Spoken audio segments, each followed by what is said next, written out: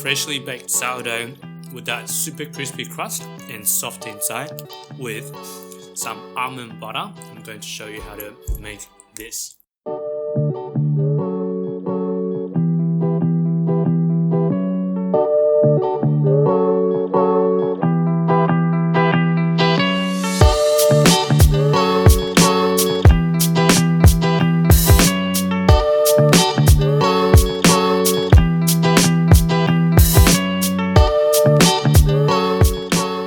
G'day guys, how's it going? Welcome back to Sam's Home Kitchen. My name is Sam Lin. I am a home cook who's really passionate about sustainability and more importantly, save money by making things at home.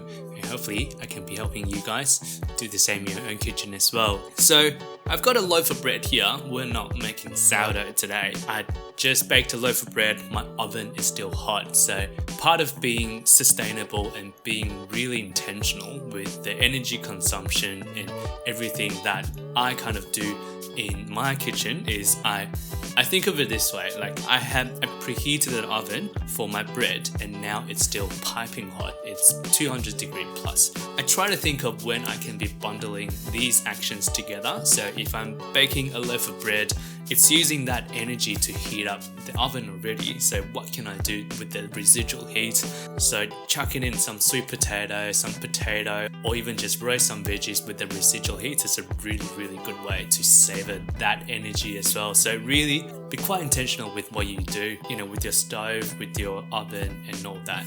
And in my opinion, that is one really key thing to achieve sustainability, right? There are certain requirements. We need to set the oven up to a certain degree for our bread and so on. There's so much that we can do to savor that otherwise wasted energy. So yes, today we are going to be making some almond butter. I've made peanut butter on this channel before and it's actually so easy. So while the oven is still hot, we're going to pop our almond in the oven.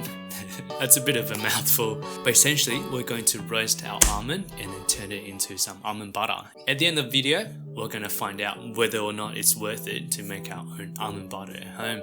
Alright, enough of my talking and let's get cooking.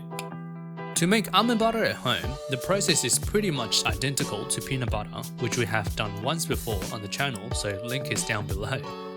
We obviously need some almond for our almond butter. As you can see, I have repurposed plastic yogurt containers for dry goods like this. They are incredibly modular and can be easily stacked up in the pantry. Highly recommend you think twice when throwing out single-use containers. Next, some sugar to add into our almond butter to make it sweeter. This is totally optional.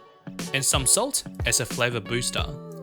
The fairy tale goes, salt makes everything better. The end. And happily after. That's all of the ingredients we need. To combine all of these together, we're going to need a food processor or a powerful enough blender. For you who've been following my channel, all know that my blender is not in the best shape, so I'm opting for the food processor here. We'll put these aside and get started.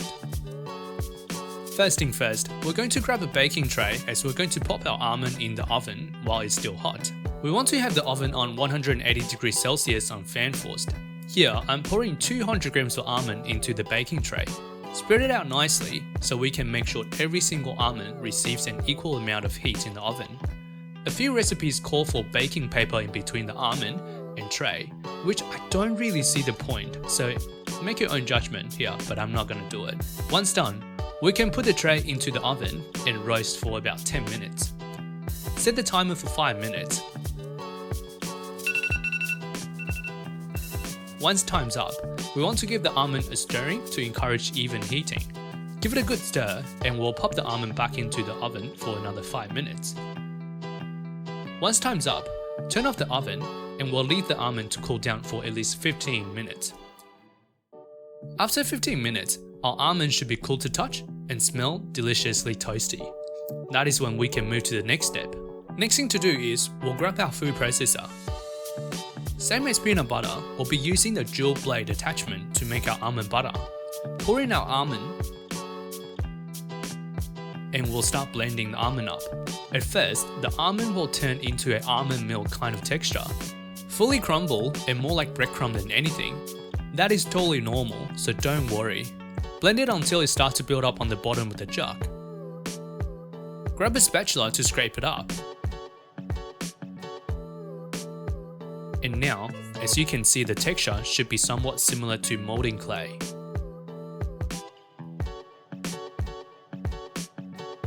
Put the food processor back on and keep blending it until it builds up on the bottom again. Repeat the process for 2 to 3 times until the almond starts to release its natural oil and the mixture should start to look like peanut butter. In the midst of blending, I added a pinch of salt, about 1 gram, to boost the flavour. The whole blending took me about 5 minutes, but the time may vary based on how strong your machine is. I open up the lid and the mixture has become so much smoother. I grabbed a spatula and scraped down the sides and the bottom. As a YouTube addict myself, I watch an excessive amount of videos and find that maybe it's for convenience or for the flow of videos. Not many people show the cleaning of tools and equipment. Some even encourage viewers to chuck them straight down in the sink. Take our almond butter for example. Spending that extra 2 minutes to scrape down all of the residuals on our blades and the jug is so important. Let's not normalize food waste, especially when we're just operating in our home kitchen. Thanks for coming to my TED Talk. The final product should give your almond butter this kind of texture. Only thing left to do is grab a jar and we'll bottle up our almond butter. When it comes to scraping, spatula is your best friend. The jug will be so much easier to wash once all of the almond butter is scraped clean.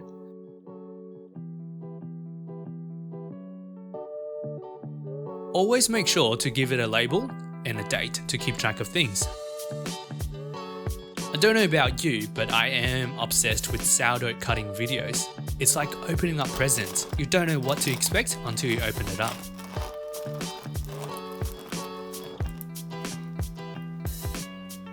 The cross section of this loaf is absolutely gorgeous. As always, we'll be cutting it open right in the middle. Grab a slice and we'll put the cut size together and put it away. Scoop out a healthy amount of almond butter and slap it right on the piece of toast. That is an absolute treat. The cost breakdown is as below. 200 grams of almond at $13 a kilo equals to $2.6. 1 gram of salt at $9 per kilo equals to 0.1 cent. So 200 grams of almond butter costed us $2.60.1 to make. Store-bought almond butter range from $1.4 to $3.5 per 100 grams, so it's absolutely worth it to make it at home. Alright, and there we have it. That is our almond butter done. As you can see, it's actually so easy to make. It's similar process to peanut butter and almond itself. If you buy it raw at the right place, it's about $13 a kilo. Compared to your store-bought almond butter, it's more than double of the price. So that is a good chunk of saving if you just make this at home. And the result, I'm going to dig in and let you know how it tastes like.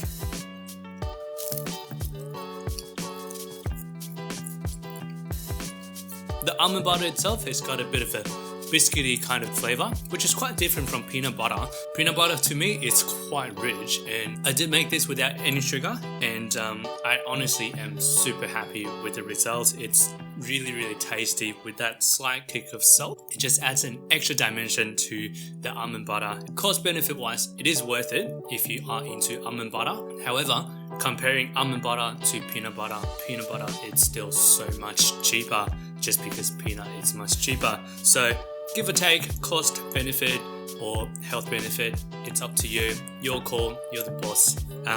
Anyway, this is super delicious. I'm going to get back into it. If you learned something from this video, please make sure you give it a like and consider subscribing. I have a new video coming out on a weekly basis. Well, thank you so much for watching, and I will see you in the next one.